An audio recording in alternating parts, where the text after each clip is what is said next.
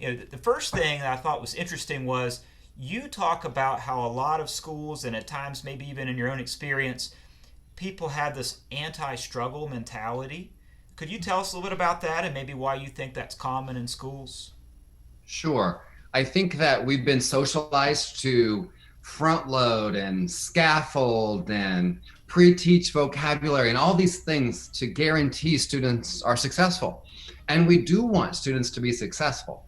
But maybe we went a little too far and we removed the struggle. And as I was thinking about this and talking with my colleague Nancy Fry, I think there are times where I watch students struggle and I feel like a bad teacher. Like I'm not doing my job if they are struggling.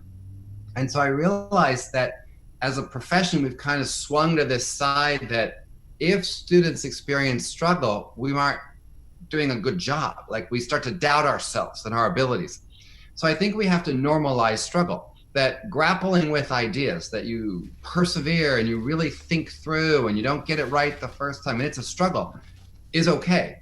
Now, when I talk about this, I hope it's not like struggle all day, every day, and the only thing you experience is struggle, because I think that would be miserable.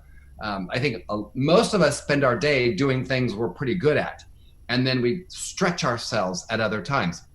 So I do hope in these online environments, students do have opportunities to struggle, but they should also have some fluency building, some stamina building, and some strategic thinking opportunities, not just, oh, I have to log in again, it's going to be a struggle, I feel stupid, I feel incompetent, but to like, I know enough, and now this task is going to cause me to struggle. One of the things I learned early on in our investigation around struggle was if the students think the teacher thinks they can do it easily, they give up quickly. So as educators, I think we have to remind our students, in whatever language we use, this task I designed, it's a really difficult task. It's going to cause some struggle. There's a lot of complexity going on here. Don't be surprised if it takes you 2 or 3 times to get through it. When we acknowledge that, students are more likely to persevere through. That's great advice.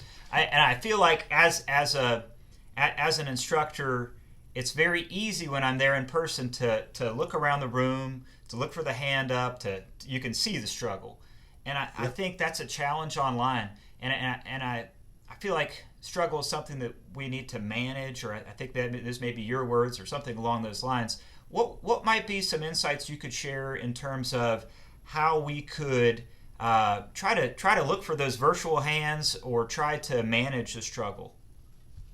So I've been thinking about this in a few ways for distance learning. So probably we need to do a little bit of chunking of our struggle tasks, so that here's part of it, which is a little bit more scaffolding than we probably would do in a classroom for exactly the reasons you just noted. But maybe we chunk it a little bit.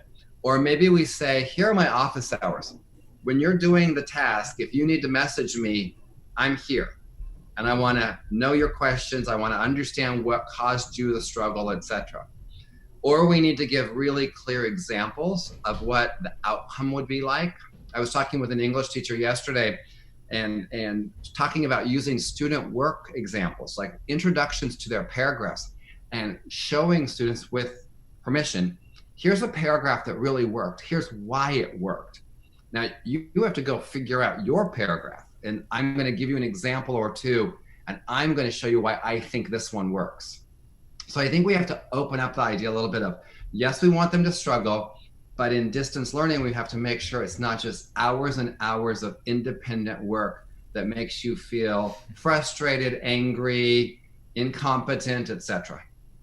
Excellent.